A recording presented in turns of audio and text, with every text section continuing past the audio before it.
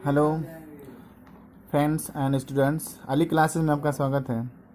आज पढ़ेंगे सीक्वेंस, जो कि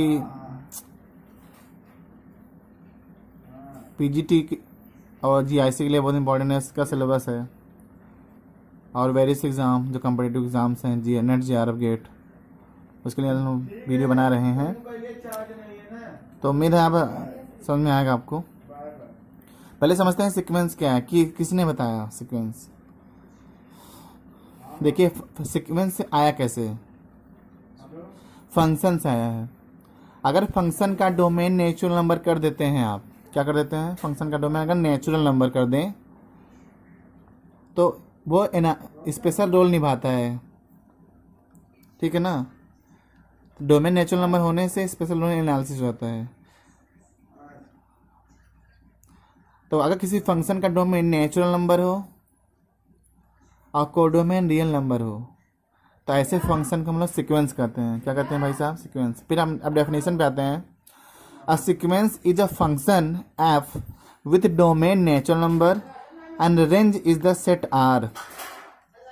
range is the set R, real number symbolically f from N to R. हर फंक्शन को ऐसे लिखा जाता है। देखिए इसका डोमेन क्या है भाई साहब, नेचुरल नंबर, देख पा रहे होंगे आप, और कोडोमेन क्या है, आर, ठीक है ना।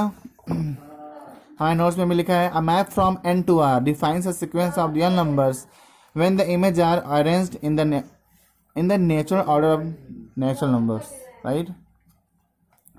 तो सबसे पहले हम लोग f from N to R लिखते हैं और एक मैप डिफाइन करते हैं फ्रॉम एन टू आर में, और स्टार्टिंग करते हैं वन की इमेज से। नेचुरल नंबर का पहला एलिमेंट उठाते हैं वन और उसका मैप बनाते हैं F1। देखिए image of one, image of two, ऐसे n, फिर n+1। तो हम लोग एक सिंबल देखते हैं, इस फंक्शन को एक सिंबल देते हैं, ये वाला, जिसको हम लोग बोलते हैं sequence Fn, F1, F2, F3, image of one, image of two, image of n and so on. तो ऐसे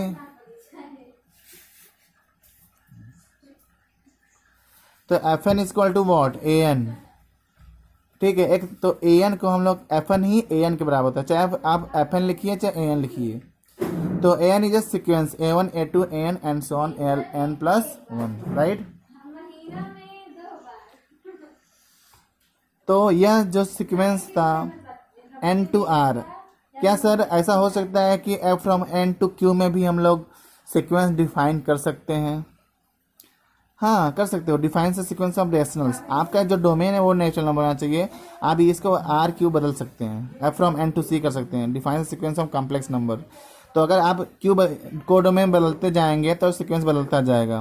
जैसे F from N to Q कर देंगे तो डिफाइंस सीक्वेंस ऑफ रेशनल्स हो गया, F from to N to C कर देंगे तो defines sequence of complex numbers. तो ठीक है, तो कई लोगों को सीक्वेंस का डेफिनेशन भी नहीं पता होता, तो आपको आज यहाँ से क्लियर हुआ होगा। फिर आगे चलते हैं। देखिए अब बहुत सारे एग्जाम्पल हैं, जैसे आपको सीक्वेंस का एग्जाम्पल दे दूं, जैसे आप देख लीजिए यहाँ, ये है sequence 1/n is a sequence. अब देखिए आप कोई भी नेचुरल नंबर 1 रखिए तो 1 मिलेगा, 2 रखेंगे 1/2, 3 रखेंगे 1/3 एंड सो ऑन, ठीक है ना। फिर n² इज आल्सो सीक्वेंस। अब ये देखिए सब एक ऑर्डर में लिखे हुए हैं, नेचुरल नंबर के ऑर्डर में।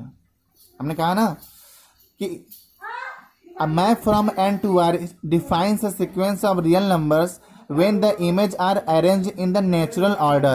तब देखिए नेचुरल ऑर्डर 1 1/2। अब ऐसा थोड़ी है कि 1/2 पहले आ गया है फिर 1 बाद में है, तो वो केवल सेट होता है, वो सीक्वेंस नहीं होता। अगर मैं ऐसे लिख दूं कि सर अब क्या ये सीक्वेंस है 1/2 1 1/3, ये तो this is not a sequence, this is not a sequence. क्यों सर सीक्वेंस क्यों नहीं है? क्योंकि देखिए इसका नेचुरल ऑर्डर नहीं है। 1/2 पहले आता है कि 1 पहले 1 आता है, नो पहले हम, तो एक कोई ऑर्डर नहीं है इसका। जैसे यहाँ लिखिए 1/2 1/3 एंड सो ऑन, ये दिस ऑर्डर। तो ऑर्डर मतलब इंपॉर्टेंट है, यहाँ इंपॉर्टेंट रोल निभाता है। जैसे यहाँ देखिए सीक्वेंस 1² 2² एक ऑर्डर है, के इज सीक्वेंस के इसको कांस्टेंट सीक्वेंस बोलते हैं। फिर आपके सामने आता है -1 पर n-1 सीक्वेंस। आप कुछ भी रखिए यही सब आएंगे 1 -1 1 इसका भी स्पेशल नाम हो जाएगा ऑसिलेटरी सीक्वेंस, जो बार बार वही आता है, इसे ऑसिलेटरी सीक्वेंस कहते हैं। फिर n/n+1 is the sequence 1/2 2/3 3/4 and so on, ठीक है। तो ये भी एक सीक्वेंस है। तो आपका बहुत सारे एग्जाम्पल हमारी इस बुक में दिख रहे होंगे, राइट। तो आपको सीक्वेंस में हो सकता है, उम्मीद है लिखना आ गया होगा। एक चीज़ याद रखिए, लिखा है it is important to distinguish between a sequence and its range. यह आपको अंतर करना आना चाहिए कि सीक्वेंस और उसका रेंज क्या है। तो देखिए, सीक्वेंस का एक नेचुरल ऑर्डर होता है, नेचुरल ऑर्डर। जैसे हमने बताया अभी कि ये है, देखिए ये सीक्वेंस था 1, 1/2, 1/3, लेकिन यह सीक्वेंस नहीं था, लेकिन यह रेंज सेट है। तो सर ऐसा है क्या कि सेट जो रेंज होता है वो केवल सेट होता है? हाँ, वो केवल सेट होता है, और सीक्वेंस, अब हर सेट सीक्वेंस नहीं होता, हर सेट सीक्वेंस नहीं होता, क्योंकि देखिए सेट है लेकिन सीक्वेंस नहीं है। तो रेंज सेट सिंपली सेट होता है। क्या होता है? Simply set. तो आपको यहाँ भी यह एक अंतर पता चला होगा कि range sequence and its range में क्या इफेक्ट है। ठीक है, अब आते हैं बाउंड्रीनेस पे, और हम एग्जाम्पल दिखाते हैं अपनी नोटबुक्स में। देखिए यहाँ पे बहुत सारे सीक्वेंस लिखे हैं। यहाँ लिखा है an1 -1 पावर -1। ये सब सीक्वेंस आप अपनी कॉपी में नोट कर लीजिए। ठीक है, अभी हम इसकी लिमिट पॉइंट्स, बाउंड्रीनेस की बात करेंगे, बहुत सारे चर्चा करेंगे। ठीक है इसमें, तो आप इसको अच्छे से एक बार आप स्क्रीनशॉट ले सकते हैं अगर नहीं लिखना हो तो। अब बात करते हैं बाउंड्रीनेस की।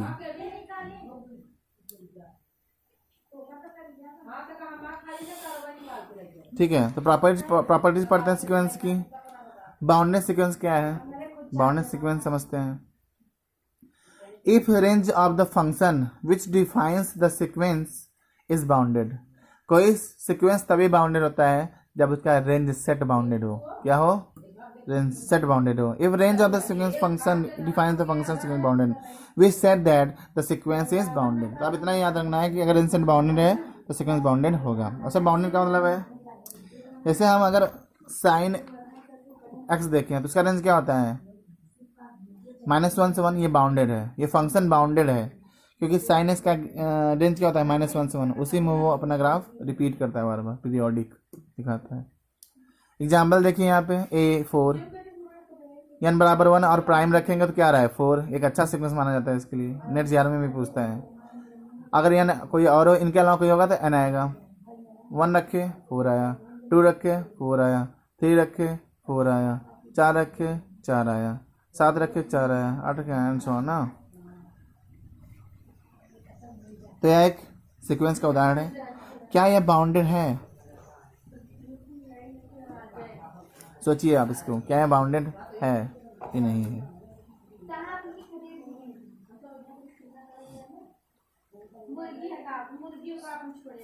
आइए मैं एक अच्छा एग्जाम्पल देता हूँ आपको बाउंडेडनेस की।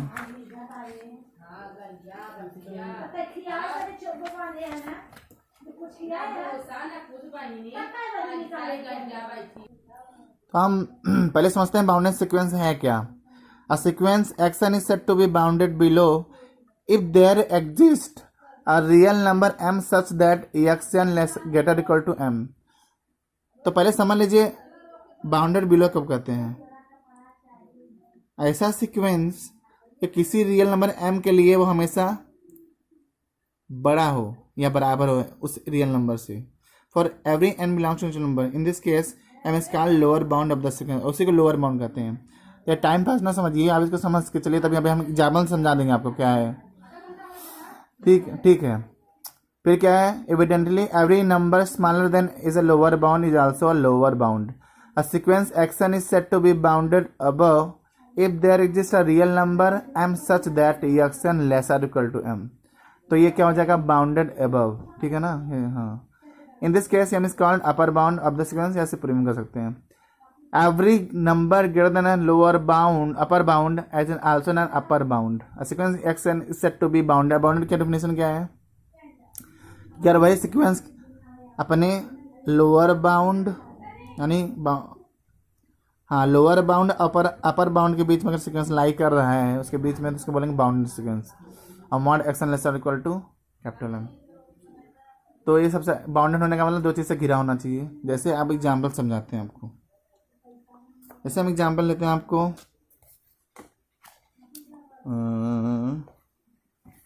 एग्जाम्पल समझिए भाई साहब। जैसे हम सीक्वेंस लेते हैं 1/n, सीक्वेंस क्या लेते हैं 1/n। अगर हम इसको अभी हमने बताया था कैसे खोलते हैं इसको, तो 1, 1/2, 1/3 एंड सो ऑन, राइट। तो कुछ भी हो जाए, अब 1 सबसे बड़ी वैल्यू है इसकी, क्या हो गई 1 इसकी सबसे बड़ी हो गई, 1 सबसे बड़ी वैल्यू है, ठीक है ना। तो 1/n जो होता है, ठीक है, वो 0 से तो बड़ा होता है, लेकिन हमेशा से 1 से बड़ा या बराबर होता है। तो 1/n किसके किसके बीच होता है, 0 से 1 के बीच। देखिए, तो इस जो सीक्वेंस 1/n है वो बाउंडेड है। क्या है भाई साहब, बाउंडेड। अच्छा एग्जाम्पल मानता है बाउंडेड। इसको क्या बोलते हैं, लोअर बाउंड, इसको बोलेंगे अपर बाउंड। समझ गए, लोअर बाउंड क्या है, अपर बाउंड। ये है लोअर बाउंड, ये है अपर बाउंड। अपर मतलब अब एक से ज़्यादा आ भी नहीं सकता, इसलिए अपर बाउंड है, यानी उसके अपर होने से बाउंडेशन है। लोअर बाउंड मतलब इससे छोटा हो सकता है, ठीक है, सॉरी 1/0 से बड़ा हो सकता है, 1 से छोटा, राइट। तो आप कन्फ्यूजन ना पालें। और एग्जाम्पल समझ सकते हैं, जैसे आप और एग्जाम्पल, सबसे अच्छा एग्जाम्पल अगर समझा जाए तो हम आप लोग समझ जाते हैं। जैसे साइन एक्स जो है, ये तो फंक्शन है, रेंज जानते हैं -1 से 1 के बीच होता है। लेकिन कोई सीक्वेंस डिफाइन किया जाए, साइन, जैसे मान लीजिए कोई सीक्वेंस डिफाइन करते हैं हम, साइन nπ/2, ठीक है ना। सीक्वेंस क्या भाई, nπ/2। तो अगर साइन एक्स -1 के बीच लाई कर रहा है, तो ये जो सीक्वेंस है ना साइन nπ/2, यह भी इसके बीच लाई करे। तो देखिए लोअर बाउंड क्या है -1, अपर बाउंड क्या है 1, इसका मतलब यह बाउंडेड है। तो कोई सीक्वेंस तभी बाउंडेड होता है जब इसके पास लोअर बाउंड हो और अपर बाउंड दोनों हो, ठीक है ना। हाँ, तो डेफिनेशन भी हमने पढ़ा, का सीक्वेंस एक्शन या an is said to be bounded if it is bounded below as well as bounded above, यानी दोनों होना चाहिए तभी वो बाउंडेड होगा, राइट। और एग्जाम्पल आप कापी में देख लीजिए, n स्क्वायर देखिए इज बाउंडेड बिलो, क्योंकि n स्क्वायर हो जाता है उसका बाउंडेड 1 के मतलब सबसे छोटा उसका 1 ही होता है, उसके बाद सब बड़े आएंगे, तो बाउंडेड बिलो 1 हो गया। अब bounded above, -n is a bounded above -1 but not bounded below. बहुत सारे एग्जाम्पल यहाँ लिखे हैं, ठीक है ना। तो आप इस तरह से एग्जाम्पल समझ सकते हैं। आगे चलते हैं। अगला हेडिंग है supremum or least upper bound क्या है। An upper bound of a sequence is called supremum or least upper bound if it is less than equal to every upper bound of a sequence. यहाँ तो समझ में आया नहीं होगा क्योंकि इंग्लिश अपना भाषा नहीं है, आई डोंट अंडरस्टैंड, ठीक है ना भाई साहब। चलिए आगे समझने की कोशिश करते हैं। ये देखिए, for example the supremum of sequence 1/n। अभी हमने बताया ना 1 जो है वो 1/n का सुप्रीमम है। जैसे देखिए अपर बाउंड में सबसे बड़ा कौन है 1, उससे सब छोटे ही हैं, तो ये इसको आप इसको सुप्रीमम बोल सकते हैं, सुप्रीमम। ये सब वर्ड आपको आना चाहिए, तो बहुत इंपॉर्टेंट है। अच्छा सर, ये सुप्रीमम तो ये क्या है, ये तो इन्फीमम हो गया, ये तो इन्फीमम बोलते हैं, ठीक है, सुप्रीमम इन्फीमम। तो आप सुप्रीमम इन्फीमम सभी चर्चित हो गए, मतलब आप परिचित हो गए। एक और देखिए यहाँ, supremum of the supreme 1/n is 1 which is also a term of the sequence, यानी सुप्रीमम इस सीक्वेंस का टर्म है। इन्फीमम क्या होता है, ऐसे आप एंड लोअर बाउंड सुप्रीमम होता है। अब sequence is called infimum or greatest lower bound if it is greater than or equal to every lower bound of the sequence. It is briefly written as infimum of GLB, यानी greatest lower bound भी कहते हैं इसको जैसे least upper bound बोलते हैं, जैसे यहाँ बोलेंगे इसको, ठीक है। अच्छा, तो अब समझते हैं कि बाउंड बाउंडनेस का एग्जाम्पल देखते हैं। बहुत सारी प्रॉपर्टीज से भी विचार करेंगे बाउंडनेस। n⁴ 1/n यही बाउंडेड है।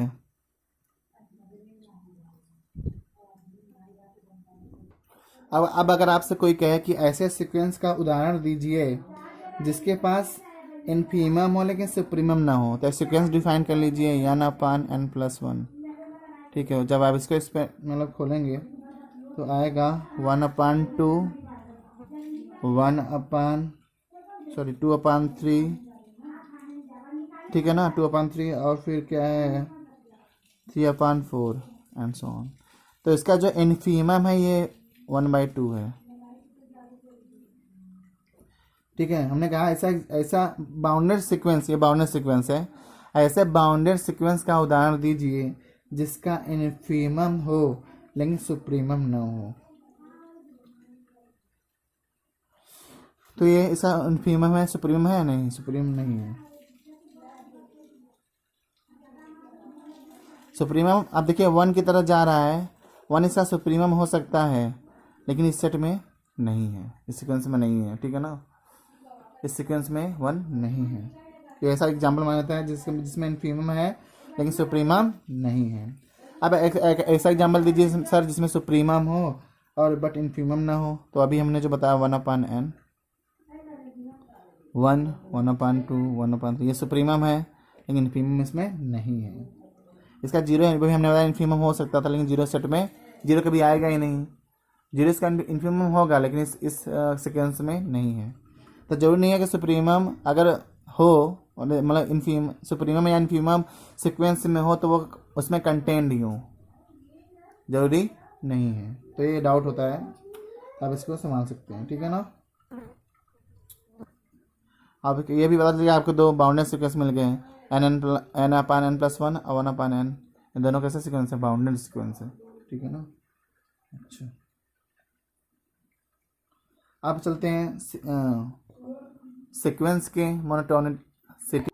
अब मैं आपको एक सीक्वेंस दे रहा हूँ, क्वेश्चन fn = 1 + -1 for n। इसका आप सुप्रीमम और इन्फीमम बताइए, सुप्रीमम एंड इन्फीमम बताइए। तो देखिए अगर 1 रखते हैं, 1 अगर रखा तो 1 -1 हो जाएगा, 0 हो जाएगा। 2 रखेंगे तो 1 + 1 2 आ जाएगा।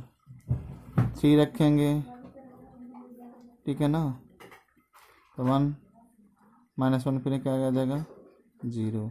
यानी आप कुछ भी रखिए, आप 0 2 0 2 0 2 ही आता रहेगा। तो इन्फीमम क्या आ गया भाई साहब 0, इन्फीमम क्या आ गया 0, और सुप्रीमम क्या आ गया 2। ठीक है ना, यानी जो ये सीक्वेंस है बाउंडेड बिलो 0 के और बाउंडेड अबव है 2 के। ठीक है ना, तो आप इसको अच्छे से नोट करिए, अच्छा सीक्वेंस है। 1 + -1 पावर n, सुप्रीमम क्या है भाई साहब 2, इन्फीमम क्या है 0। ऐसे दोनों कंटेंट भी आएंगे सीक्वेंस में। तो ऐसा एग्जांपल आप इसको मेमोराइज करते रहिए, याद रखते रहिए। ठीक है, आइए एक बहुत ही इंपॉर्टेंट डेफिनेशन समझते हैं। अब इसके बाद ऑर्डर वाइज मोनोटोनिक सीक्वेंस क्या है। तो आपके सामने लिखा हुआ है मेरे नोट्स में, let an be a sequence of real numbers, an is monotonic if for every n belongs to natural number an <= an+1।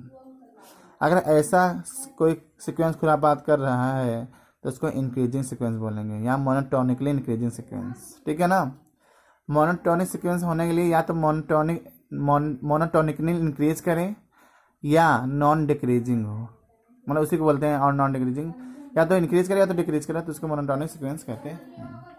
तो डेफिनेशन याद रखिए, an <= n+1 या an > an+1। ठीक है ना, इसको मोनोटोनिक डिक्रीजिंग बोलेंगे, इसको मोनोटोनिकली इंक्रीजिंग बोलेंगे।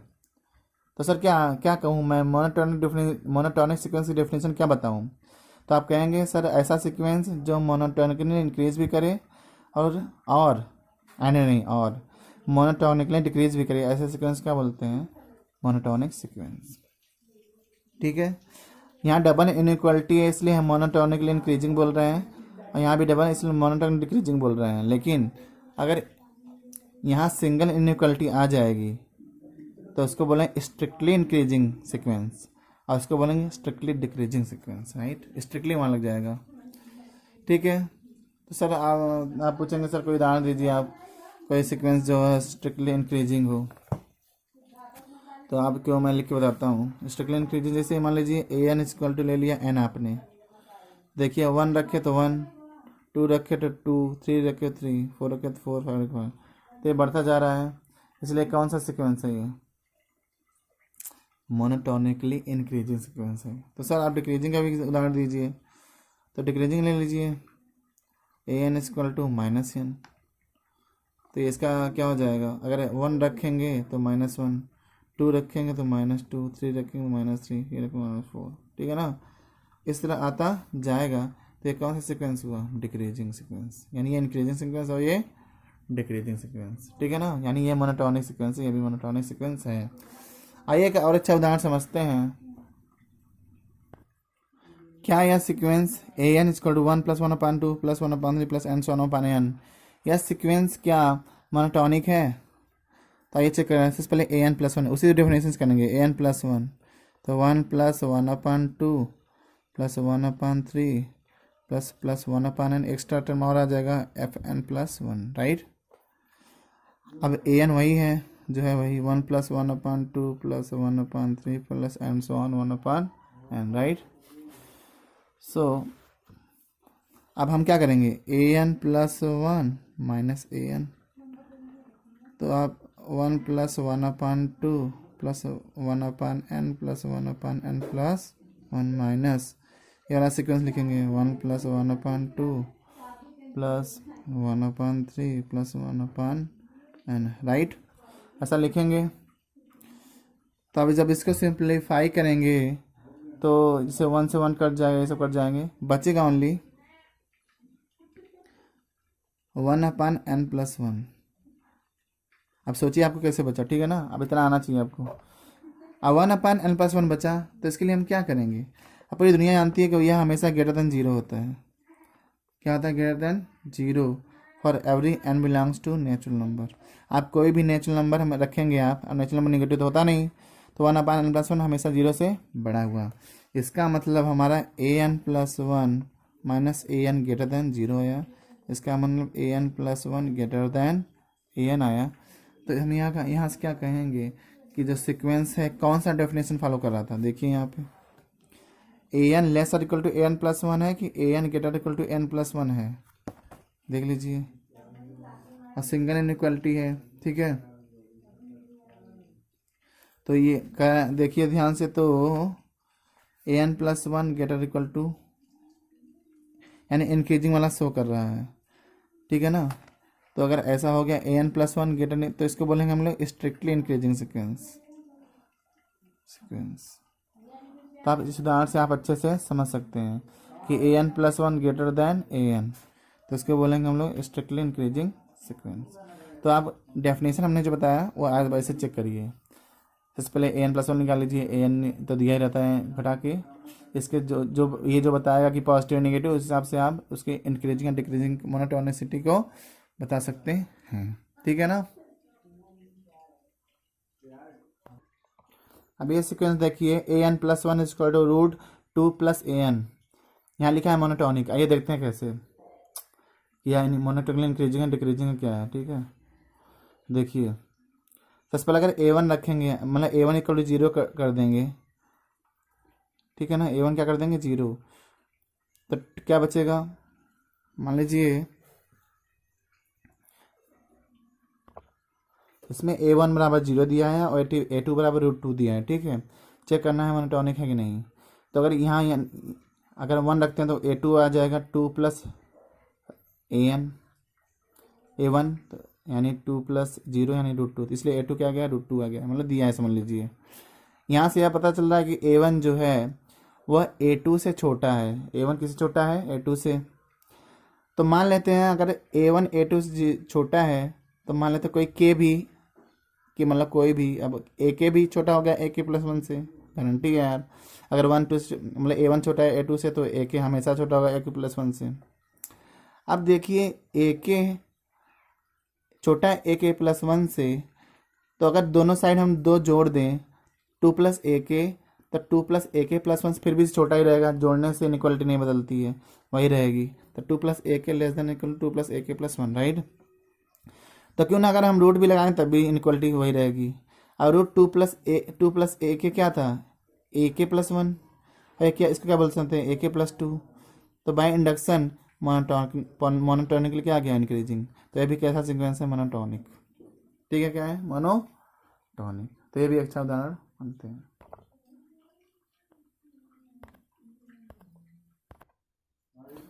आइए पढ़ते हैं limit of point of a sequence. ये बहुत ही इंपॉर्टेंट हेडिंग है।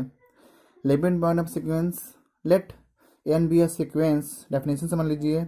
Late a n be a sequence of real numbers then n l belongs to R, l कोई एलिमेंट है आर का, is set to be limit point of a sequence if and only if in every neighbourhood of l, l के किसी भी neighbourhood में, प्रत्येक neighbourhood में contains infinite terms of the sequence a n के infinite पद होने चाहिए।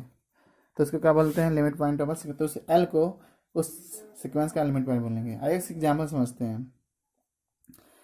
ए एन इक्वल टू -1 पर एन आपने सीक्वेंस लिया, कंसीडर किया। मान लीजिए एल बराबर 1 आया, ये ले लिया आपने। फॉर डेल्टा पॉजिटिव, किसी डेल्टा पॉजिटिव के लिए देखिए सीक्वेंस 1 बिलोंग करेगा ही, तो 1 माइनस डेल्टा क्यों ना करें, यानी डेल्टा कोई पॉजिटिव नंबर घटाएं या कोई डेल्टा पॉजिटिव जोड़ें। ठीक है, तो कोई फर्क पड़ने वाला नहीं है, वह सीक्वेंस में ही रहेगा। तो इसलिए ये क्या 1 क्या हो गया, limit point. For every delta greater zero A N belongs to 1 minus delta for delta greater zero, तो एन बराबर 1 इज लिमिट पॉइंट। आइए दूसरे तरीके से समझते हैं। ठीक है, एन बराबर -1 पावर एन, अगर मान लीजिए 1 के नेबरहुड में, ठीक है, 1 के नेबरहुड में एक open interval, open set draw करें, ठीक है ना, तो वो उस सीक्वेंस के इनफाइनाइटली मेंबर्स को कंटेन कर रहा है। देखिए इनफाइनाइट 1 के मतलब इस सीक्वेंस के इनफाइनाइट मेंबर को कंटेन कर रहा है, रख रहा है, इसका मतलब 1 इज अ लिमिट पॉइंट। -1 भी अगर ओपन सेट ड्रॉ, अगर कोई ओपन इंटरवल लें या ओपन सेट कंसीडर करें तो वो भी इनफाइनाइटली मैनी मेंबर्स रख रहा है उस सीक्वेंस का, इसलिए 1 और -1 दोनों सीक्वेंस के क्या है, लिमिट पॉइंट। लिखा है in the neighbourhood of 1 and -1 there are infinite members of the sequence, so 1 and -1 are limit points, right. ठीक है, अगर हम 0 से 1 के बीच में देखें तो अगर यहाँ कोई इंटरवल ले रहे हैं तो contains no terms of the sequence, sequence में कोई टर्म नहीं आएगा, इसलिए यहाँ कोई लिमिट पॉइंट नहीं है। 0 इस सेट का लिमिट पॉइंट, इस सीक्वेंस का लिमिट पॉइंट नहीं है। 1 और -1 है, क्योंकि 1 और -1 there are infinite members of the sequence. और एग्जाम्पल समझते हैं, वो अगर नहीं सुनाया होगा तो कंसीडर एग्जाम्पल क्रिएट दिस। अगर n बराबर 1 और प्राइम करें तो 4 आया, n 1 आया। अब अगर 4 आ गया, मान लीजिए 4 पे हम कोई भी अगर ओपन इंटरवल ड्रॉ करें, ओपन सेट ड्रॉ करें, तो वो उस सीक्वेंस के इनफाइनाइटली मेनी मेंबर्स रख रहा है। In the neighbourhood of 4 there are infinite members of the sequence, so 4 is the limit point. ठीक है भाई साहब, अच्छा। और एग्जाम्पल समझिए, एक रिजल्ट है, if any real numbers L appear infinitely many times in the sequence an, then L is a limit point but not conversely। जैसे कोई सीक्वेंस लेते हैं पाई 2 पाई 3 पाई 4 पाई एंड सो ऑन, ये सब आ रहा है ना, पाई कामा 2 कामा 5, तो पाई बार बार आ रहा है, इनफाइनटली मैनी ऐसे आएगा, तो पाई अपीयर्स इनफाइनाइटली टाइम, यानी पाई अनंत बार दिख रहा है, इसलिए पाई इज लिमिट पॉइंट। ठीक है, सेट ऑफ लिमिट पॉइंट 1 1 1 कई बार दिख रहा है, तो set of limit point natural number हो गया इसका। नॉट कन्वर्स ले लिए, 1/n ले लीजिए, 1 + 1/n ले लीजिए, ठीक है ना।